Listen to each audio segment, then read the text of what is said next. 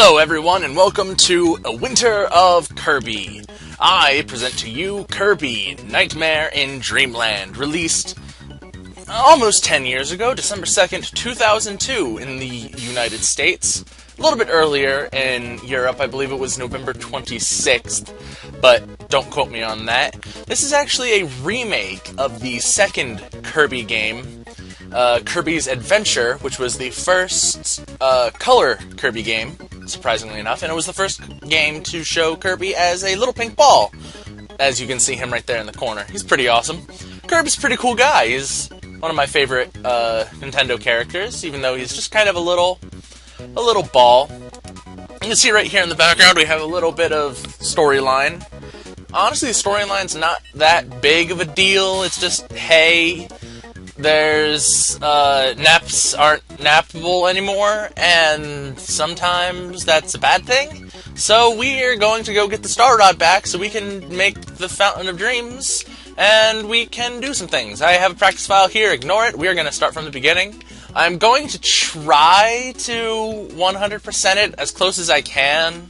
I'll get like all of the secrets, at least all the secrets that I know about. I've 100%ed it in the past. But I'm not going to, like, take a lot of extra time and waste everyone's time going out and getting everything just for the sake of having everything. There are some sub-games. These we'll actually see in the game. You can find these in the single-player map, so I'm not going to show them yet. There's a sound test, which is pretty cool. Lets you listen to some of this game's awesome music, but we are going to start the game. There is a multiplayer in this. I've never actually gotten the chance to play multiplayer, unfortunately. I was the only one I knew growing up who had this game, which was released on the Game Boy Advance. I probably should have mentioned that earlier. But here we go, level 1, with Vegetable Valley. Yep, just like every other Kirby game, this game starts in Vegetable Valley. This is actually my first time playing this with the controller I'm using, so it's going to take me a little while to get used to the controls.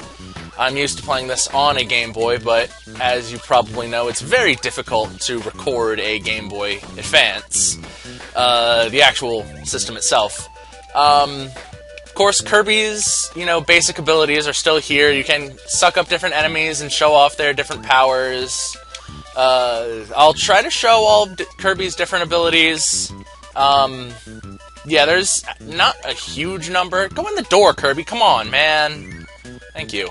There's not a huge number of different abilities in this game, but there are enough. Ow. If you get hit hard enough, you will actually lose your ability. That can be a little... Oh my god, these buttons are backwards. I'm actually going to have to cut this after the end of this episode and switch the abilities. Here we have Fire. Makes Kirby's head look all cool and lets you breathe fire. This was actually combined with a later ability for later Kirby games. But in this game, different enemies will actually give you different abilities rather than different abilities all being different button combinations of the same ability. I didn't actually know that until, actually, literally last night when I played the newest Kirby game. I can never remember what the titles are, but yeah, Kirby is, not what you would call, words. Kirby's not what you would call a difficult game. Most of it is very self-explanatory. I'm not very good at that game. Yeah, it's all about timing, but it can get challenging at times. After you finish a level, it will unlock more places in the overworld, as you can see here. Levels you haven't finished look like this. There are also bonus areas. Let's check this place out. This is Bomb Rally. This is kind of a hot potato. I really hope you can't hear my chair, because my chair is very squeaky. All I have to do is press A when the bomb comes to you, and you smack it away. And just be the last one standing. As you can see, the bomb does get faster. Marginally faster, at least, as the game goes on. And it will eventually blow up someone.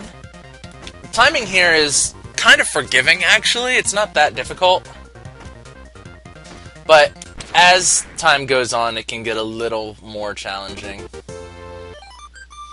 But because we didn't come in last, we still got a 1-up out of it anyway, so it wasn't a complete waste of time. So let's head on into level 2 of Vegetable Valley.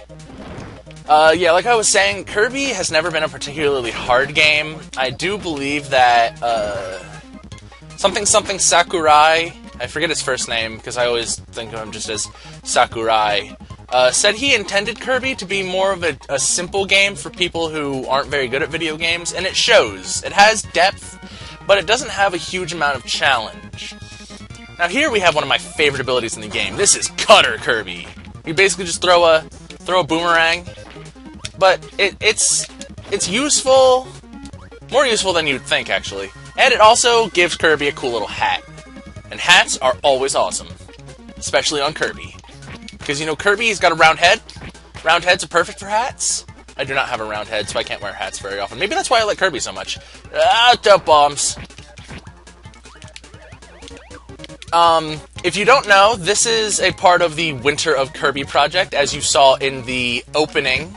A opening helpfully provided to me by the, originators? The guys who are organizing the whole thing, Hidden Switch. You can see them in my box, as well as everyone else who is doing Winter of Kirby. There's just a whole bunch of us who are doing different Kirby games for the winter, which is really a cool idea. I am thoroughly enjoying seeing everyone else's videos. Even their non-Kirby videos are all pretty awesome. You got, well, I'm not going to read them all off, because at the end you're going to see a list of everyone who is involved in the Winter of Kirby project. So, yeah, I don't have to read them all off, but they're all pretty awesome guys, and they deserve your views, so you should go check them out.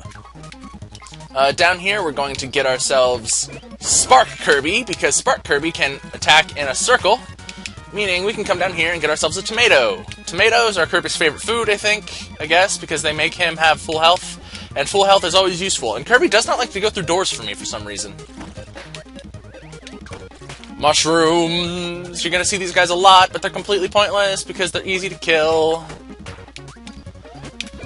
Right here we have Sword. You can do a cool little front flip in the air, or you can just swing like this, and it actually replaces Kirby's slide move with a little sliding stab. It's pretty cool, and you also get a little Link hat. Link's pretty awesome.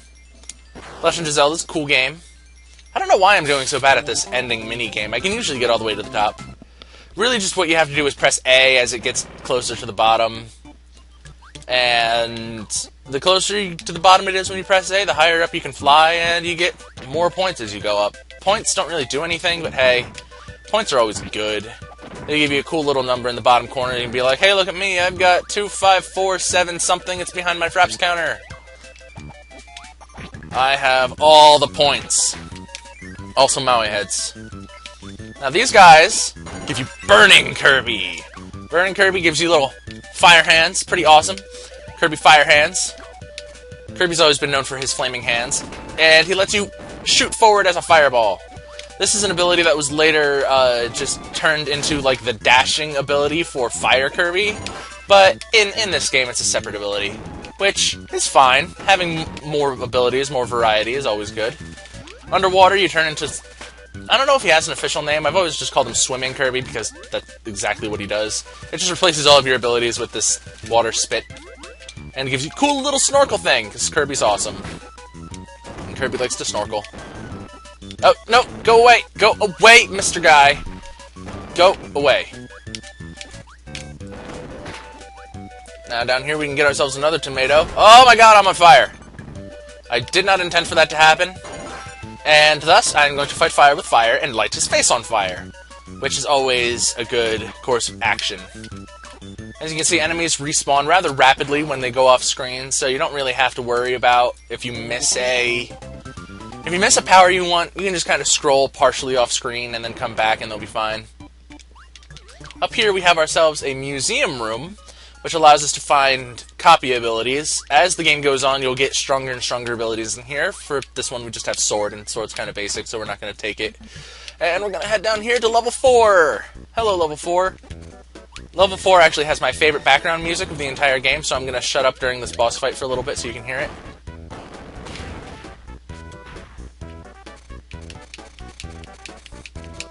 That's enough. That guy would actually give you Ice Kirby, but I don't really like Ice Kirby a whole lot. He's pretty useful in this level, I do admit. Ow. But he's really not my favorite. Because he's basically the same as what I have now as Fire Kirby, but all he really does is freeze enemies, and then you can kick them. It's pretty alright. That there was cola, soda, whatever you want to call it. It refills 2 points of health. Health is always useful. Health is the thing that makes me alive.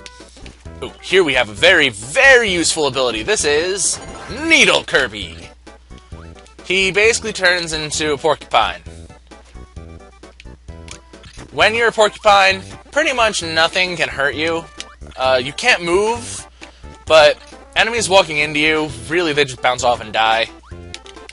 Projectile attacks will still do damage, but hey, you can't stab a bullet. Actually, you probably could if you wanted to, but I'm not that cool. This right here is a lollipop. Lollipops are delicious, and because they're so delicious, they make Kirby invincible and make a really cool song. Haters are welcome. Come up here and grab ourselves a little 1-up. 1-ups are always useful, even though this game really isn't that difficult. And that's the end of that level. I swear I'm gonna get up to number 1 eventually. All you get for number 1 is a longer ending sequence, a longer little ending dance thing, and an extra life. I swear I'm gonna get up there eventually. And right here we have ourselves our first boss. Needle's not very useful for this boss, because just like every other Kirby game, it's Wispy Woods! Hey there, Wispy, how you doing? Actually, Needle kind of works for this boss. You just kind of hold on. Wispy Woods, I didn't really give him a chance to show off what he does, but he blows on you and he makes things fall from his leaves. If you've ever played anything that has to do with Kirby, Super Smash Bros., anything, you've seen what Wispy Woods does. He's pretty basic. And with that, we're off to level 2, Ice Cream Island. But I'm going to be doing 1 level per video, so thank you for watching. Be sure to check out everyone else in A Winter of Kirby, and I'll see you guys next time for World 2, Ice Cream Island.